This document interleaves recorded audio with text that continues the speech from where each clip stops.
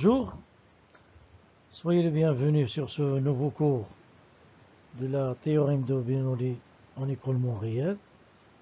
Donc après avoir vu au cours précédent théorème de Bernoulli en écoulement parfait, aujourd'hui on verra cette théorème, l'application de cette théorème en écoulement réel.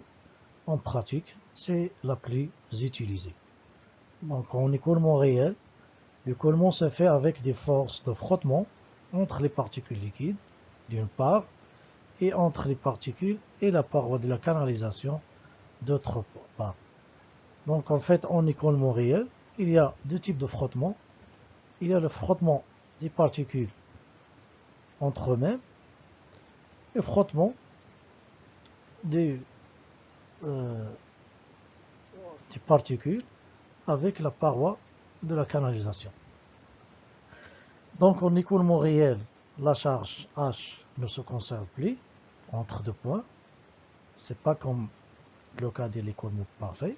La charge elle se conserve, mais en écoulement réel, la charge ne se conserve plus, tout simplement parce qu'au cours de son déplacement, le liquide il perd son énergie en se déplaçant. Donc H1 est différent H2 et H1 supérieur à H2. Par conséquent, P1 sur ρg plus V1 au carré sur 2G plus Z1 est supérieur à P2 à ρg sur ρg plus V2 au carré sur 2G plus Z2. Donc, on prend un petit exemple. On a un seau d'eau, on le verse sur le sol. On constate que l'eau commence à s'écouler, mais après un certain temps, l'eau s'arrête tout simplement parce qu'il a perdu l'énergie qu'on lui a donnée au départ. Donc, c'est pour cela que H1 est supérieur à H2. Bien sûr, ici, avec l'énergie qui s'est perdue, avec l'énergie de l'imchatlina, on va l'introduire, là on va la représenter sous forme d'un terme qui s'appelle la perte d'énergie ou perte de charge entre les points 1 et 2. C'est-à-dire H1 est supérieur à H2 ou bien H1 égale H2 plus dès que la quantité qui s'est perdue entre le point 1 et 2, qu'on l'appelle delta H entre le point 1 et le point 2. Donc, notre formule deviendra P1 sur G plus V1 au carré sur 2G plus Z1 égale à P2 sur G plus V2 au carré sur 2G plus Z2 plus delta H, voilà la perte de charge, voilà la perte d'énergie entre le point 1 et 2. Donc, cette formule, c'est la représentation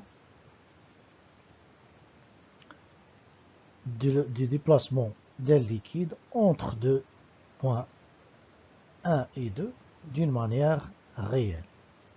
C'est-à-dire en écoulement réel, le liquide démarre avec une énergie H1 et s'arrête au point 2 avec une énergie H2.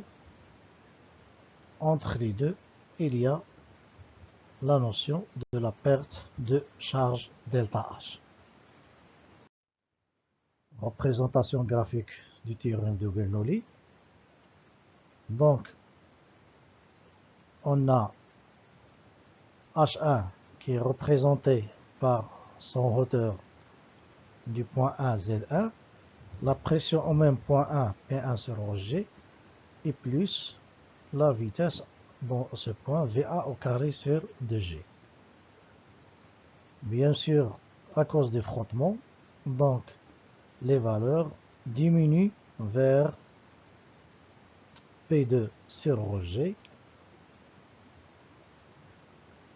et V2 au carré sur 2G. Donc, P1 sur ρG plus Z1 représente la ligne piézométrique au point A. V1 au carré sur 2G plus P1 sur ρG plus Z1 représente la ligne de charge au point A. Donc, la différence de charge entre H1 et 2 est représentée par delta H entre le point 1 et 2. Donc, P sur ρG plus Z, la charge piézométrique. Donc, les points d'ordonnée P sur ρG plus Z représentent la ligne piézométrique. Le P sur ρG plus V au carré sur 2G plus Z, c'est la charge. Donc, la ligne de charge est déduite de la ligne piézométrique par une translation vers le haut qui est égale à la valeur locale de V au carré sur 2G. Donc, la différence entre la ligne de charge ou la ligne piézométrique, il y a de la valeur, il y a la vitesse au carré sur 2G. Donc, finalement, la perte de charge delta H entre deux points quelconques et la différence des côtes de la ligne de charge entre ces deux points. Exemple de calcul.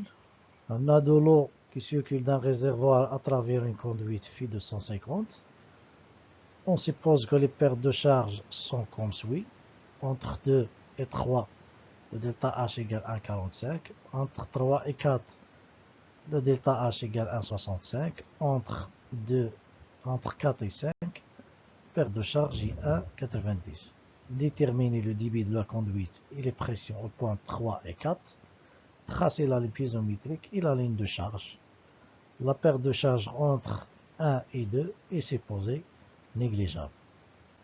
Donc je vous invite à prendre un brouillon, essayer de résoudre cet exercice à part avant de voir la solution, en appliquant tout simplement la formule de la théorème de Bernoulli en écoulement réel qui est le P1 sur ρG plus VA au carré sur 2G plus Z1 qui est égal à P2 sur ρG plus V2 au carré sur 2G plus Z2 plus le delta H entre le point 1 ou le point 2 quelconque. Donc, solution. Donc, le débit de l'installation est égal à la vitesse fois la superficie de notre conduite. Donc, la vitesse, donc on doit la calculer, mais par contre la surface, la surface de la conduite circulaire qui est PD au carré sur 4. Donc, pour déterminer V, il faut appliquer le théorème de Bernoulli entre la surface libre du réservoir et l'extrémité de la conduite. Donc, l'exercice, il faut juste voir l'application du théorème, mais les exercices, au fur et à mesure, on verra d'autres exercices pour se familiariser avec la formule. Donc, pour résoudre le problème, donc on va faire le théorème de Bernoulli entre le point 1 qui est la surface libre du réservoir et le point 5 qui est la sortie de l'eau de notre conduite. Donc P1 sur ρG plus V1 au carré sur 2G plus Z1 égale P5 sur ρG plus V5 au carré sur 2G plus Z5 plus delta H entre le point 1 et le point 5. L'ensemble des pertes de charge du trajet qui l'écoulement d'Yen. C'est-à-dire, si on prend le point 1, 5, donc normalement, la perte de charge في الكوندويت ديالنا كاملة. يعني هنايا on verra qu'on peut appliquer حنا عندنا toujours la formule كتقول لنا il faut appliquer la formule entre deux points, c'est-à-dire H1 fait le point 1 égale H2 plus delta H ما بين هذوك les deux points. إلا كانوا بزاف ديال les points, bien sûr, on va les sommer. عندنا P1 sur rho G égale P5 sur rho G égale P atmosphérique sur rho G égale 0, puisque عندنا la pression atmosphérique. V1 au carré sur 2G égale حتى هي égale 0, parce que ملي تكون عندنا des réservoirs de grande dimension, donc la vitesse elle est pratiquement négligeable par rapport à la vitesse اللي تتكون عندنا في الكوندويت ولا في les points 2, 3, 4 et 5. Donc 1 deviendra, la formule 1 deviendra Z1 égale Z5 plus V5 au carré sur 2G plus delta H entre 1 et 5. V5 au carré sur 2G égale Z1 moins Z5 moins delta H entre 1 et 5. V5 égale racine carrée de 2G, Z1 moins Z5 moins l'ensemble des pertes de charge, mais bien le 1 ou le 5, application numérique. G égale 9,81. Le Z1 égale 8, puisqu'on a pris le plan horizontal de référence ou l'axe de la conduite. Donc Z1 égale 8, Z5 c'est 0. Delta H 1 sur 5, c'est l'ensemble des pertes de charge mais bien le 1 et le 5. Mais bien le 1 ou 2, maintenant on a négligeable, c'est-à-dire égal 0. Mais bien le 2 au 3 qui est 1,45. Mais bien le 3 et 4 qui est 1,65. Mais bien le 4 et le 5 est 1,9. Application numérique égale 7,7 mètres secondes. Donc notre débit est égal à la vitesse calculée fois la surface ou l'air de la conduite qui est égal à 0,377 mètres cubes par seconde.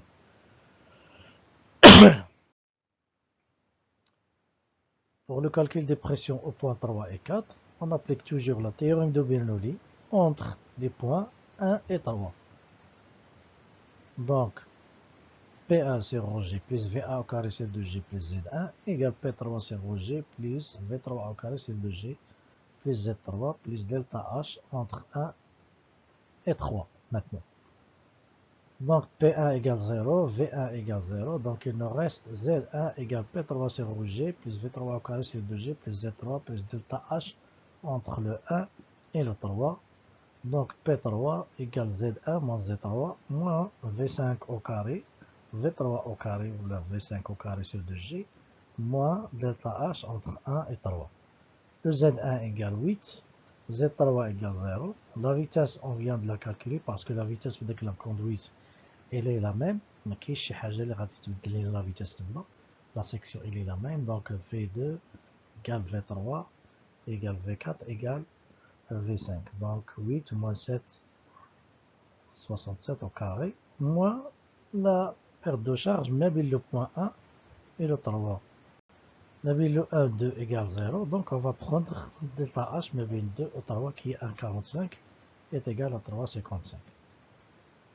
De façon analogue, le théorème de Bernoulli appliqué entre les points 3 et 4 donne P3 sur rho G plus V3 au carré sur 2G plus Z3 égale P4 sur rho G plus V4 au carré sur 2G plus Z4 plus perte de charge ما بين les deux points 3 et 4. هنا عندنا le même Z, situé au même Z, Z3 égale Z4, la vitesse elle est la même, V3 égale V4. Donc P4 sur rho G égale P3 sur rho G moins delta H ما بين 3 et 4. Application numérique égale 1,90. Donc vous constatez que la pression au niveau de P3 est égale à 3,55, mais au niveau du 4 égale 1,90. C'est à cause de la perte de charge ou là le frottement.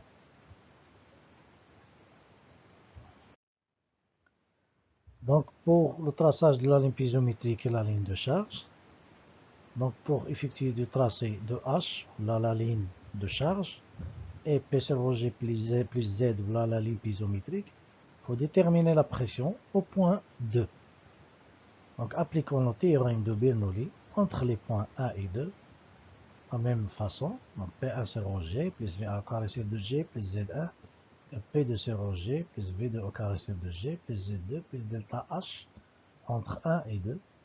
Donc le Z1 égale P2 c'est rho G plus V2 au carré sur 2G plus Z2. Donc la pression au niveau 2 égale Z1 moins Z2 moins V2 au carré sur 2G est égal à 8 moins 7,67 au carré sur 2 fois 9,81 égale à 5 mètres. Donc on constate P2, sa pression est supérieure à celle du 3. Là, on va, pour des raisons de la représentation graphique, donc là, on exprime la pression en mètres, parce qu'il est déjà divisé en rho, mais bien sûr, les unités les connaissent les cours précédents, l'atmosphère, le pascal, le bar, donc il suffit de multiplier par rho pour avoir les unités diurnales. Ici, on va travailler en mètres. Donc, pour la représentation graphique, il faut qu'on calcule la charge sur le point 1, 2, 3 et 4 et 5, ainsi que la charge piézométrique. Donc, pour le point 1, donc P1 sur rho G plus V1 au carré sur 2G plus Z1. Maintenant, la pression P1 égale 0, la vitesse égale 0. Donc, le terme de la charge sur le point 1 égale à celle de Z1 égale à 8. La charge piézométrique égale P1 sur rho G plus Z1 qui est égal à 0 plus 8 égale à 8. Au point 2, donc on va prendre la charge de H1 moins les pertes de charge entre 1 et 2. 8 moins 0 égale 8. Ainsi de suite pour le point 3. On va prendre la charge calculée au point 2 et on le soustrait du perte de charge entre 2 et 3. C'est 8 moins 1,45 égale 6,55. La même chose pour le point 4. C'est la charge au point 3 moins la perte de charge entre 3 et 4. C'est 55 moins 1,65 égale 4,9. Et à la fin, la charge à la point 5. Donc c'est la charge à la point 4, au point 4, moins perte de charge entre le 4 et le 5. 4,9 moins 1,90 qui est égal à 3. Donc vous constatez que la charge, en se déplaçant avec les pertes de charge, avec le frottement, donc sa valeur, il diminue jusqu'à arriver avec une valeur de 3 au lieu de 8 au départ. Yani on a perdu pratiquement 5 mètres en route en se déplaçant. Même chose بالنسبة la charge piézométrique, on va appliquer les formules de P sur G plus Z avec les applications numériques. Donc on obtient la charge le point 1 c'est 8, la charge piézométrique le point 1 c'est 8, charge piézométrique le point 2 c'est 5, charge piézométrique le point 3 3,55, la charge piézométrique au niveau du point 4 et 1,90 au niveau du point 5 c'est 0. Donc la pression est pratiquement nulle au point 5. Ici, vous verrez la représentation graphique de lignes en fonction de la hauteur et des points qu'on a. On a le point 1 en 8 mètres. On a le point 2, on a une différence de la ligne de charge piézométrique. Et à la fin, on va jusqu'au point 5. Ça, c'est comme ça qu'on représente graphiquement les lignes de charge et la ligne piézométrique pour voir leur évolution dans notre conduite. Extension de la relation de Bernoulli. Si l'énergie HP est fournie à l'écoulement par le moyen d'une pompe, l'équation de Bernoulli devient P1 sur G plus VA au carré sur 2G plus Z1 plus HP égale P2 sur G plus V2 au carré plus Z2 plus les pertes de charge entre 1 et 2.